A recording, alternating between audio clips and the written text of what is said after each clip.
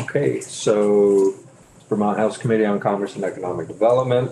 After a short break, we have Ellen Kaler with us from Vermont Sustainable Jobs Fund. Ellen, welcome. Good to see you again. Thank you very much. Good to have you in the committee. Appreciate being here. Yeah.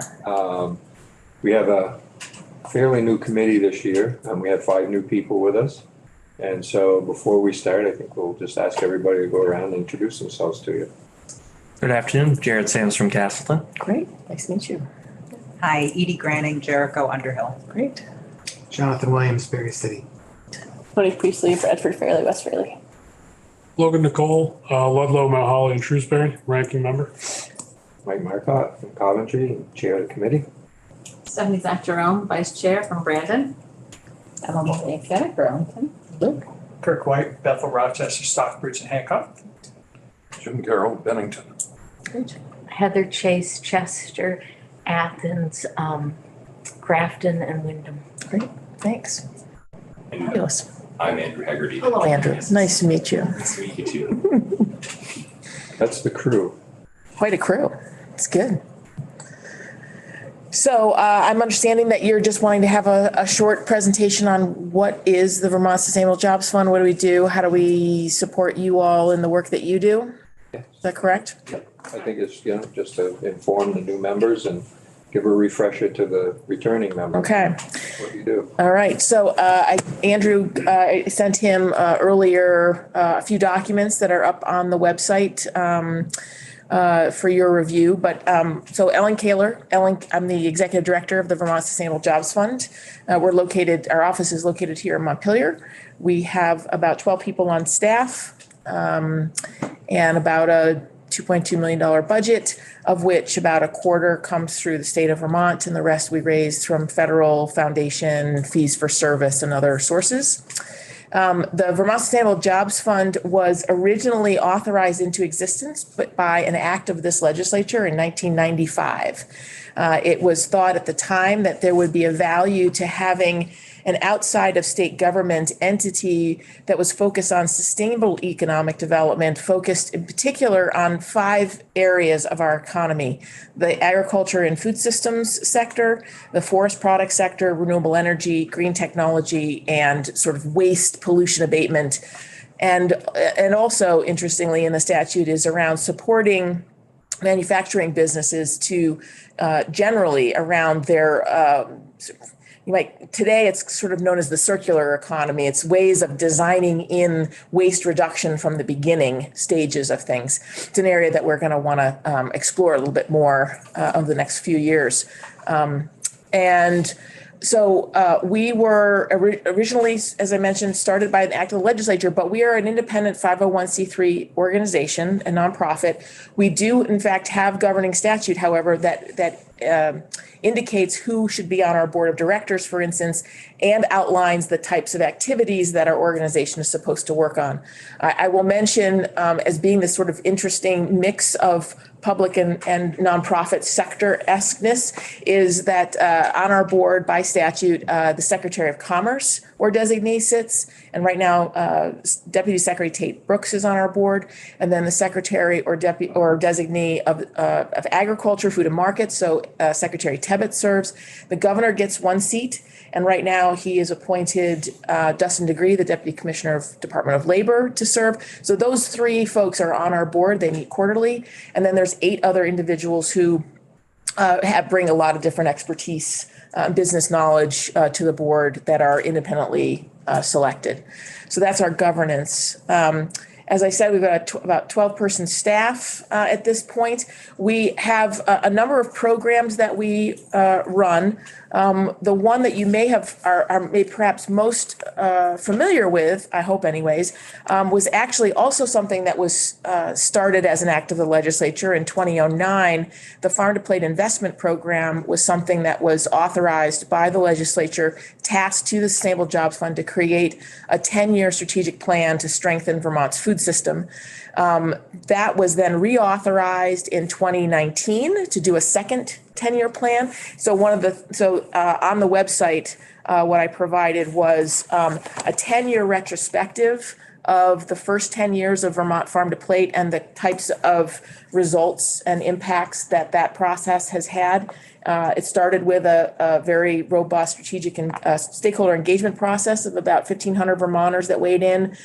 There was a whole network of organizations that have been implementing it.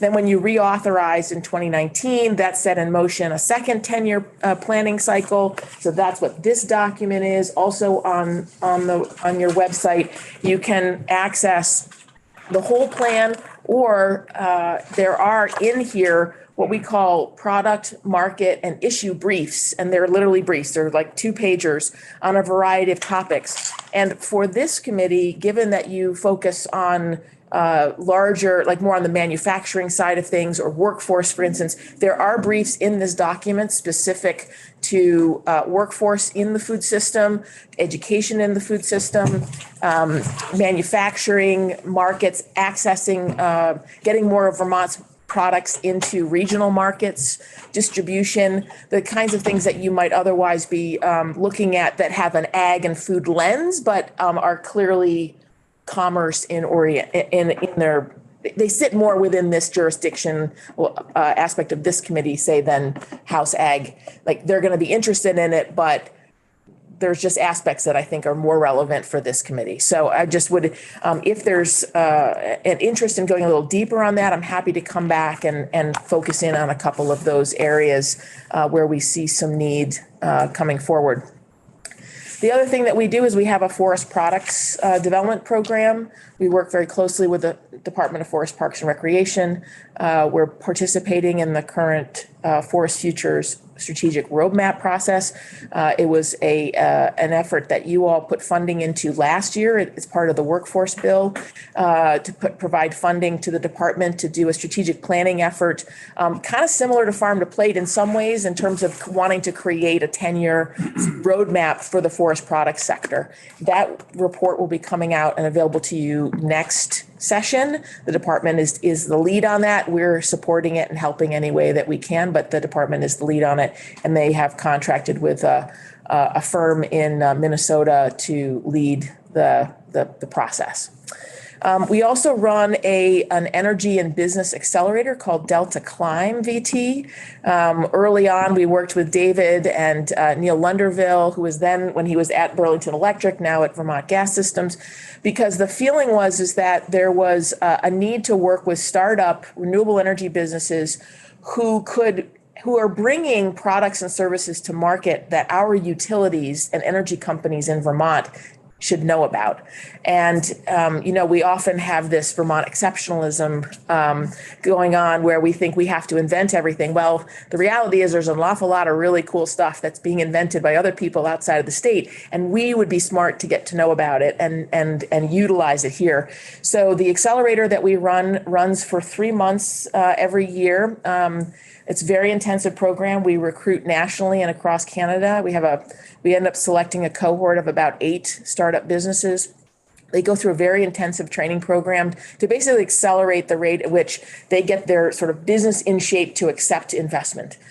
We introduce them to Vermont investors, but more importantly, we introduce them to Vermont utilities and energy partners and energy businesses, because what often is more valuable at the stage that they're in some ways, is winning pilot projects. So the one that just landed this past fall was actually ARC Industries was in our 2020 class, and Burlington Electric had a pilot with them. It's a rotating wind turbine that goes this way, and it's about 8 feet tall. And Burlington Electric partnered with the airport in Burlington, and they put one of the units, the first actually unit, it's a trial unit, but it's like the first one ever deployed, is on the roof at the Burlington Airport in the parking garage. So if you drive up and get to the above above the parking garage out of the open air, you look up, you will see it going like this. The intention is, if it proves out that it's the same amount of kilowatt output as 25 solar panels, and is something that doesn't need to be in high wind situations, it actually works best at the lower wind elevations. So it can be something that goes on rooftops anywhere. And it's called the Orb, and you can check it out. And it's we have a photo of it actually in the Impact Report 2022 that is on your webpage also. So that's our energy program. And then one of the other things that we do that I think will be of great interest to you all is we have a business coaching program, and we work with companies that are in our market sectors. They tend to be between at least 250,000 in sales, usually up to about 5 million, but there's a few that we work with that are pushing 10 million in sales. But they're in our market sectors. They're going through some kind of transition. The owner may be thinking about stepping out in 5 years, or for the first time, they're going to have a management team. It's really just been the owner operator really trying to be the chief cook and bottle washer well beyond past what they should be doing. Oftentimes they are really needing to standardize their operating procedures, and they don't have SOPs in place. They might be looking for new funding sources or break into new markets or have new products, or even understanding the basic profitability of certain types of products. You know, the owner gets into being in business because they love the product and they just keep producing more new cool products, but they don't actually know if they're making any money off of those products. So we have a stable of 10 different business coaches who have been successful C-level entrepreneurs. They have either sold companies, their own companies, have been in C-suite positions within entrepreneurial firms in Vermont, and so they've been in those shoes. Like, they've helped to entrepreneurial companies go through the stages of development. They know what the pitfalls are. They've been through the pitfalls, and in many cases, this is an opportunity to give back. You know, over their career, they have received all sorts of great free support and advice and counsel. And so they are just thrilled to be able to work with entrepreneurs that are, you know, to try to help them avoid the pitfalls that they went through. We work with clients 9 to 18 months in length. Our intention is not to serve as the way that sometimes a consultant will, where they actually get in there and actually do the doing. We are really truly coaches working on the business and not in the business. And we really try to help them get to that next stage of development, wherever they want to go. We are not prescriptive. We totally design the engagement based on where they're at, where they say they want to go.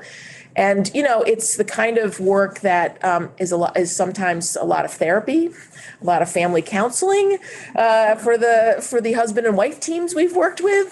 But it's really about the human aspect of leadership development and management, and really how do you really strengthen the core operations of your business so that you can be more profitable, you have higher quality of life as the business owner, but importantly, you have more profitability so that you can be paying more livable wages and better benefits to your employees. So that program is pretty robust. We're part of the Small Business Development Center has that Community Navigator pilot program that you probably have heard about through the SBA funding for 2 years. So we're part of that group of service providers. So very plugged in there. And then I would say the other thing that to know about us is that we are very much networkers and dot connectors and sense makers. We were really set up to try to look over the horizon, to look around corners, to see what's coming, and then to try to make sense of it as soon as possible so that we can then share that information with the entrepreneurs and business owners that are in our sectors so that they could be smarter, faster with some of those changes that are coming. Is how I think of it. Oftentimes, systems by their very nature are complex. And in complexity, if you are familiar with complexity theory and practice, that basically means that there's no one entity, one organization that can transform a system. It really has to be a collaborative effort.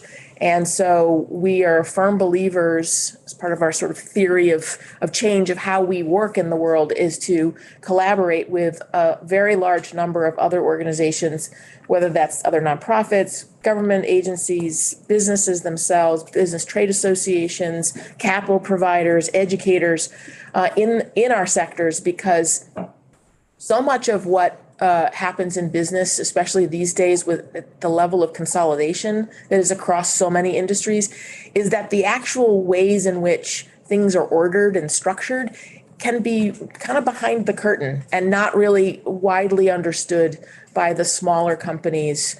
And so part of what we really try to do is to make sense of what's going on in the marketplace and share that information so that entrepreneurs then have more information that might help to inform their decision making, where they are willing to take risks, where they should be investing, what's coming on over the horizon. Because we're focused on the specific sectors, we have sort of that. We do have that privilege of being able to kind of go deep into sectors, whereas our partners at the Department of Economic Development, for instance, or the regional development corporations, they have to be open to everybody. They have to service everybody, and we have the benefit of being able to go deep with just these 5 sectors, which. And also because it's in our statute to do that forward looking, to look out ahead, to be more intentional and developmental in our approach to things. On the website, the last 2 impact reports, the one we decided to do during the pandemic, we didn't get around to doing an annual report. It was a little challenging. But what we did do that we published this past fall was to actually take a look at 2020 and 2021 and across all of our programs, what did we do? Because we did have to pivot quite a lot. We worked with a lot more businesses, helping them to navigate their way through the pandemic. And then we just came out. Oh, it's all right. Everybody's on edge waiting for the fire alarm, I know. So never know. It comes through your watch. In this 2022 report, is sort of is the latest and it has a lot of good stats in terms of what our programs are putting forward and the kind of service that I think we provide to the state in these areas. And just for those of you who are new, so I'm not a lobbyist. We're not an advocacy organization. Because we have statute, we really see ourselves as being in service to you and to the state of Vermont, the administration. And so as the chair and vice chair know, we often come in just to help with that sense making, to provide visuals that say, here's what we think is going on after talking to a lot of different people and trying to understand how's the workforce system really working or not working, for instance, and be able to just provide that up to you all so that as you're wrestling with things and you're getting testimony from lots of different parts and places to help you to make sense of what's going on so that you can be really strategic and most impactful with your policy decisions. So I'm available, my team is available to come in at any time on specific topics and issues and concerns. Happy to bring in some of our business coaches if you're wanting a scan of what they're seeing out there with businesses that are of this kind of scale that we work with, for instance. They're happy to do that or talk to some of the businesses that we've worked with. We can definitely make any of that available to you. Questions for Ellen? Emma? Just an observation, Ellen, and first of all, you have a great graphic designer, whoever. So good. So hire them again. But I noticed in the, which one am I in? The impact report, that's probably 2020 and 2021. Yeah. I just noted that because this has been something that this committee has been talking about at least the last couple of years since I've been here, on a more of a strategic focus on BIPOC owned. Yes. And I see that, that you've noted, 46%, that's stellar for really trying to prioritize and obviously not how relationships. Businesses know to even reach out and engage with the Sustainable Jobs Fund. So it's more just an observation as this committee continues to know who's out there to help advise us on what we've been learning around still ways the state isn't necessarily fully up to speed on the different barriers facing BIPOC businesses, what they really need, what they don't see reflected back in their local chamber of commerce, et cetera, all those kind of pieces. So it sounds like these business, unless I'm reading this wrong, business coaches that you've sort of tapped might also have an interesting pulse on businesses around the state by BIPOC. A little bit, yes. I mean, not as much. We're also trying to figure out how best to service BIPOC businesses who are in our sectors, who are at the scale of operation. You know, there's a lot of very early stage BIPOC business owners and entrepreneurs. And so there's within the Community Navigator pilot program that SBDC is managing, there's been a lot of work done to get the SBDC counselors, the Center for Women Enterprise, the Main Street Alliance is part of the group. The RDCs are part of it, so that we're all, as service providers, we're all better capable of supporting BIPOC owned and led businesses, and also white-led businesses that to try to diversify their workforce and their management teams in particular. The 46% relates to the cohort, the companies that have gone through our Delta Climb Accelerator program. Most of them tend to be from away outside of the state. And so there's a lot of people of color in energy, renewable energy technology in other parts of the country.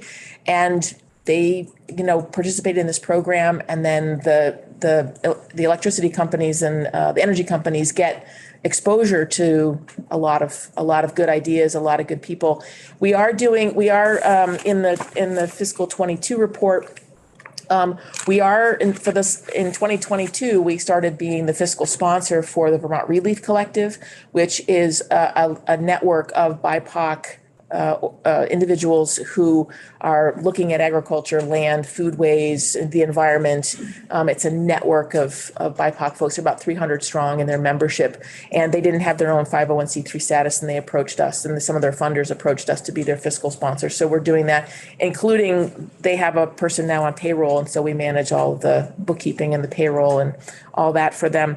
We are doing an awful lot within Farm to Plate around racial equity. We have a racial equity strategy team that's come together.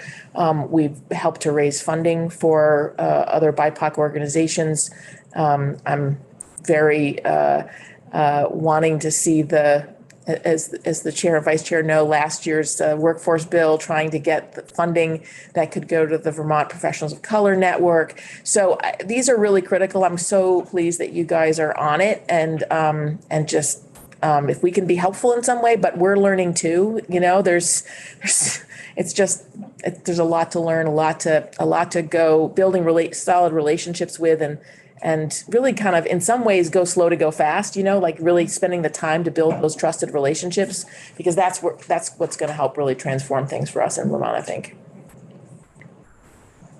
Jonathan Williams, big fan of Farm to Plate, by the way. Oh, good. Thank you. I'm curious, to what extent do you work on items pertaining to protected designations of origin, like foods that are grown in a certain region, products like champagne, for example, and wine? Sure.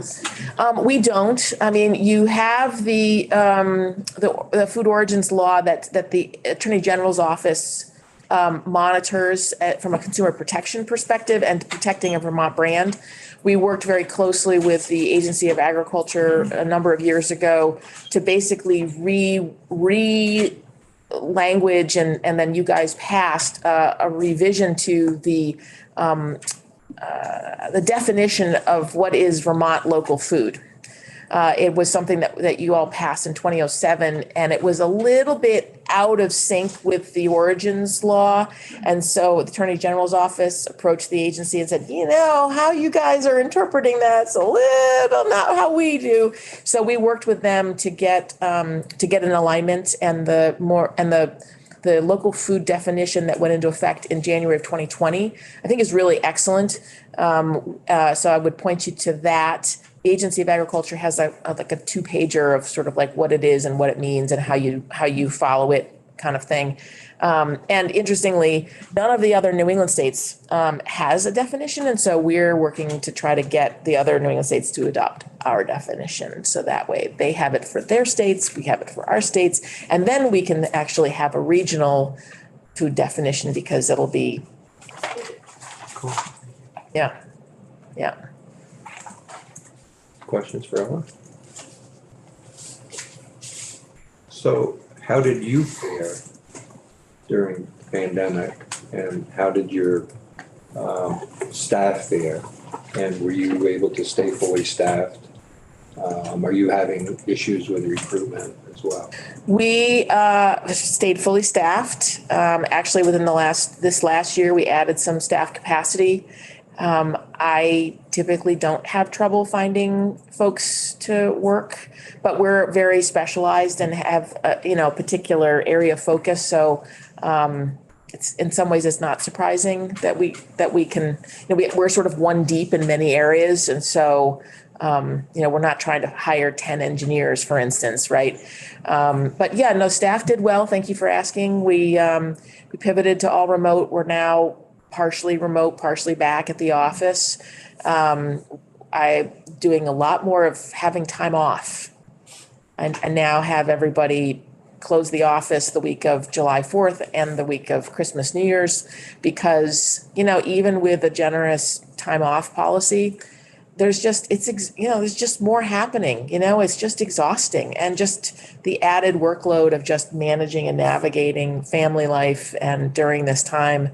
And I found that that's been a really important retention tools, to give people the space and time to be able to take care of their home front, makes them much more able to really be present when they're working. So that's a lot of what we've done.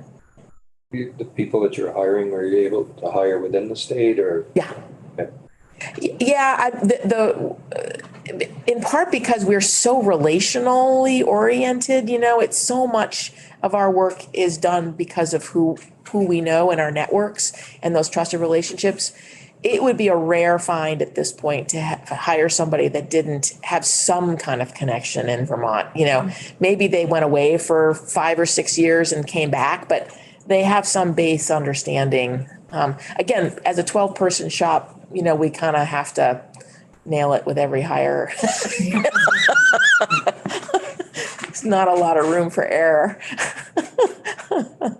But we also serve as the fiscal sponsor for this regional effort called New England Feeding New England, which is an attempt to try to get the region to be consuming 30% regionally based foods that are produced from within the region. And because we're serving as the fiscal sponsor, which basically means we're the one raising the funds and managing it, we are in the process of trying to hire a project director for that next stage work.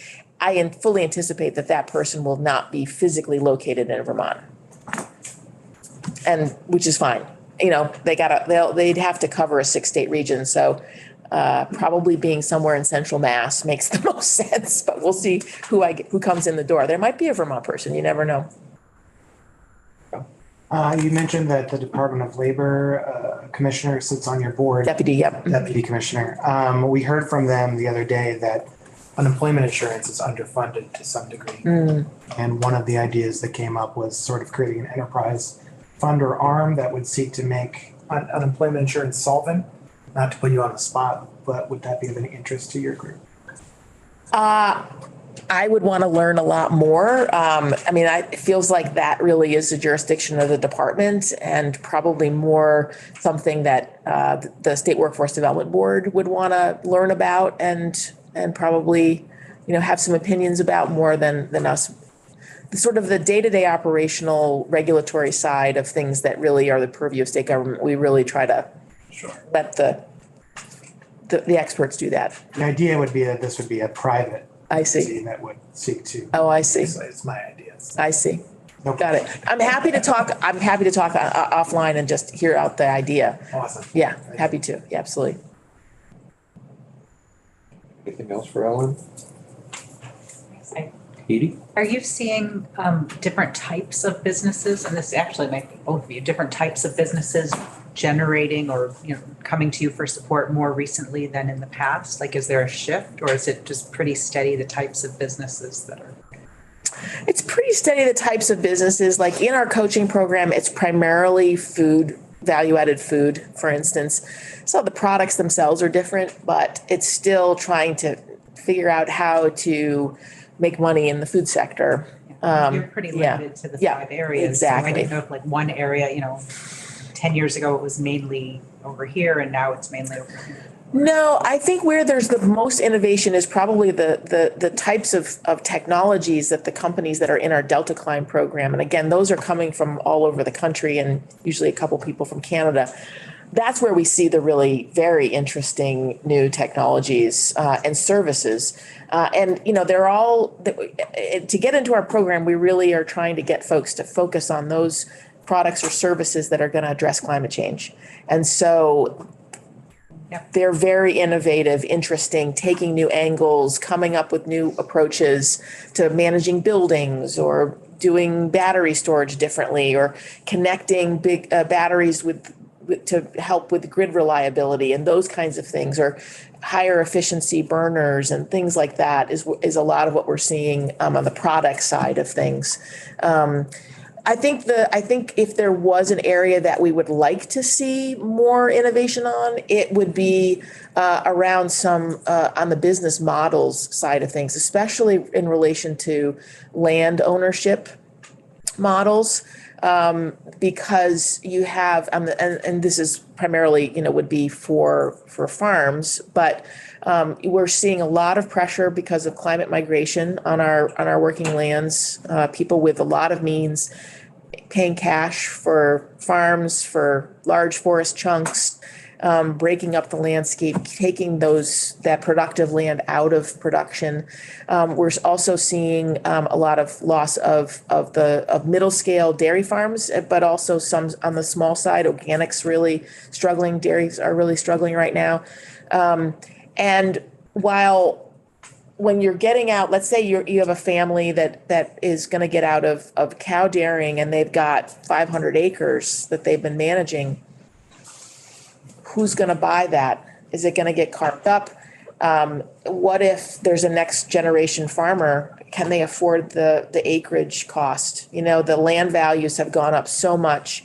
Oftentimes, if you don't come from that farm family, for instance, especially in the dairying situation, the infrastructure that you're buying, the barns, the stalls, the equipment that come with it are not necessarily what you want or need, and they might be very outdated and not really functional very much anymore. And so then you're paying all this money to get onto the land, but then you don't have the working capital for the new equipment, the new tractor, the new seeding plows and different things that you might need for more of a diversified operation, for instance.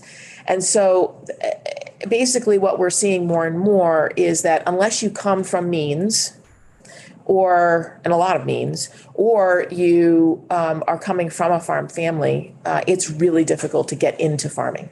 And even for the next generation of those that have been on farms for multiple generations, the business model has been, you hand it over to your kids and then that's your retirement, is that they eventually pay you off or you at least get to live there for the rest of your life. And so the models around succession, around, for instance, cooperative ownership of properties, different kinds of leasing arrangements are real that we need to be looking at. It plays into a lot in terms of helping interested would-be BIPOC farmers get onto land. Not having, and so then it's not just in the business model, but then it's like getting the funding community to understand the business model to want to provide that kind of funding. So there's definitely some things looking forward that we'd like to see explored a bit more. Yeah, aggregation, like different farmers coming together in a way that they can aggregate their product and then have a shared brand that may not be a formal cooperative like a Cabot, or a DFA, but there's still attributes and values and qualities that you're able to command a more premium price in the marketplace for. Have you worked with Susu at all? Community farm down near Brattleboro? Yep, they're in Brattleboro. We haven't worked directly with them, just They're awesome. support them, in other ways, yeah. So this one, it's not a similar tangent, but it's a little bit more on the future side. Now, has your organization heard anything in the state in terms of vertical farming? Yeah, it's vertical farming, is something that's happening more in the southern New England states, in part because they have the built environment to allow for transition. You know, like there's available commercial space that can be converted to then doing the vertical farming. We had a facility actually in Barry, downtown Barry, Ceres Greens, and they unfortunately had some hiccups and went out of business, as David knows. We were deep in there as well, trying to help them. And they were actually one of the Delta Climb business companies because they use so much LED lighting for growing greens and things. So it's one of the challenges, of course, is that it's a high energy use, intense energy usage to do it because of the heat, because of the lights. And so with our electric rates, it would be, and the need to heat for chunks of the year, it makes it a little bit more challenging to do in the northern climates. But there's an awful lot of greenhouses, like glass greenhouses down in southern Vermont, or I'm sorry, southern New England, that have more of that potential. You know, the unfortunate thing from my perspective is that they're growing a lot of flowers and turfs for golf courses and lawns and things instead of food, but. Thank you. Yeah. Other questions? Just wondering if, when you're thinking forward, a few weeks ago, we heard from UVM that they are creating dairy products in the lab.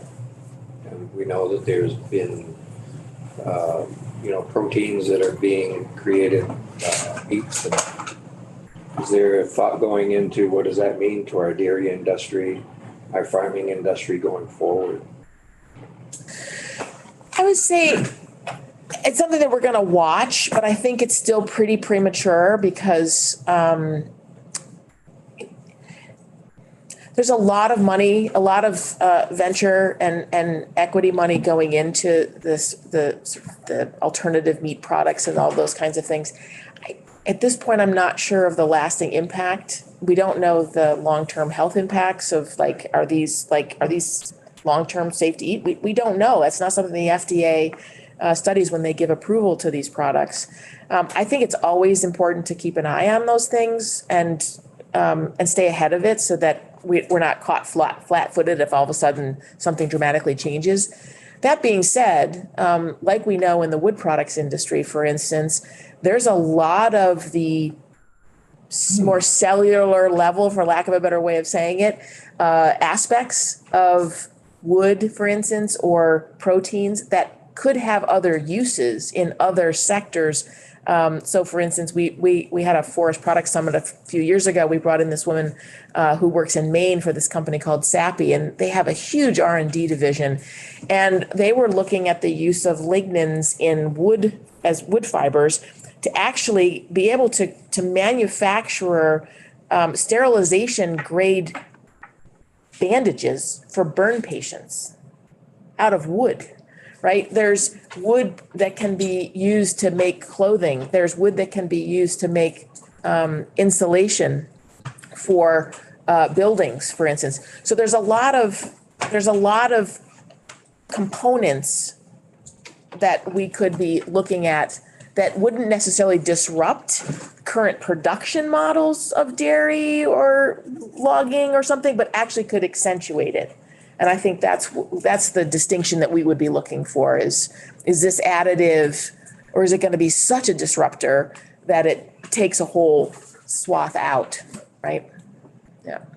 I'm glad that at least others are thinking about it. Oh, yeah. Because, especially in Vermont, yes, we hang our hats on our dairy farms. Yeah. That's what brings tourists in and that's what keeps Ben and Jerry successful and Cabot and everybody else. So, I just have that in the back of my mind when I heard that that's something that I think we've got to, keep an eye on and going down the road. Absolutely. And I should have mentioned, just as a point of reference, the size of the food sector in Vermont, totality of it is it's more than $11.9 billion. That was 2017 numbers. So it's a huge part of our economy. You know, there's over 3 billion just in food manufacturing alone. And so then you add in the forest products industry, you know, in terms of looking at the entire working landscape, you know, and then it's tangentialness to the recreation economy, to the tourist economy. You know, it's a really big and important vital sector of our economy. And so much of it is rurally based. So it's a big part of our rural economic development strategy for the state. So. Just one last. As the pandemic was ongoing and, you know, farm to plate, were you involved or helped other businesses that were helping residents of the state wanting to grow their own food? You know, we saw a lot of people, you know, buying up seeds and starting their own little gardens at home because they're worried about, you know, all of everything that was going on and food disruptions and everything else. So did you ever have a hand on that? No, I mean, I think a lot of that is handled by extension and also just online YouTube at this point. Quite frankly, if you've never had a garden before, you know, or you're asking your neighbor. I mean, there was so much opportunity for people to reconnect with their neighbors, to learn and share. And that was amazing. And quite frankly, you know, the whole Vermont Everyone Eats program that you guys supported so much with funding, and that was has been so successful.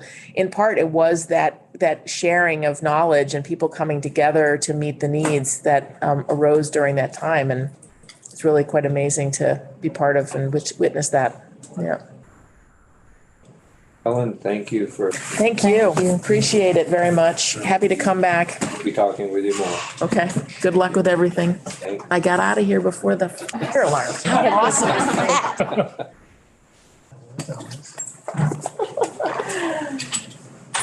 Thank you.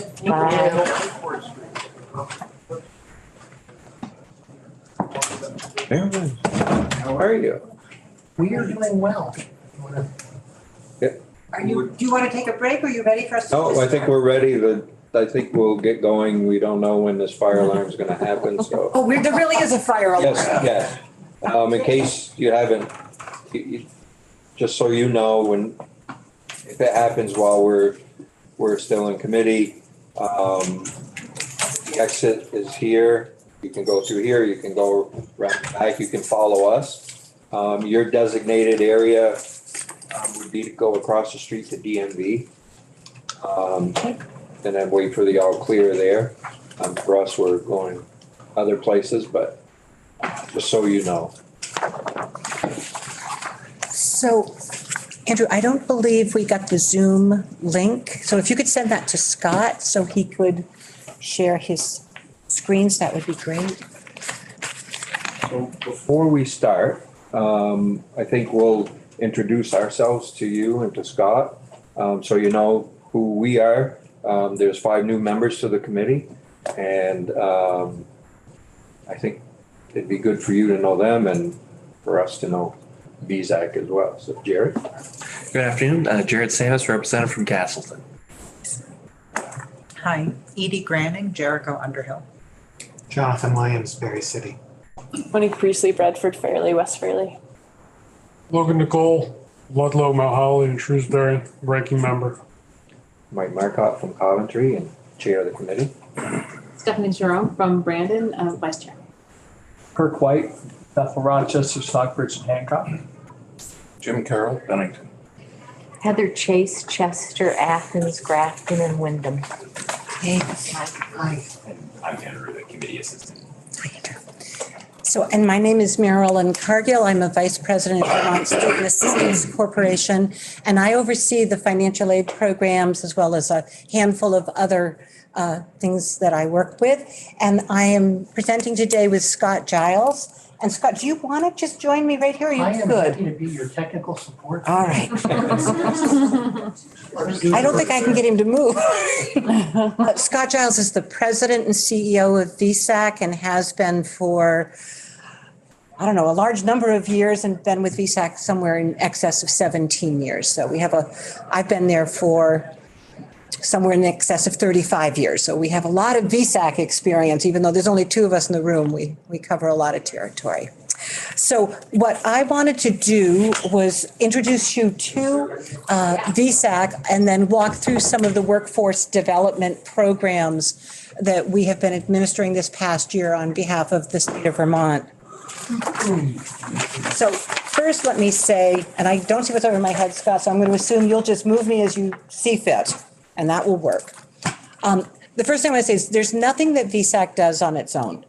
Everything we do in partnership, whether it's with colleges, high schools, tech centers, business communities, philanthropic groups. We do all of our work by leveraging and working with those partners who have give us access to students, for example. We'll talk a little bit about our outreach programs where we work with high school, middle school, right through adult students. And it's our partners that help us make those connections. We work with philanthropic groups. We'll talk a little bit about scholarships. We administer $9.7 million in private, state, and federal scholarships. And a lot of that is done through those philanthropic organizations that raise those funds. So just quickly on our overarching programs, VSAC administers the state's 529 plan. That is the college savings plan. That is probably one of the biggest quiet success stories in the state of Vermont. There we go. May I have your attention, please? This is a building evacuation. Gather your belongings.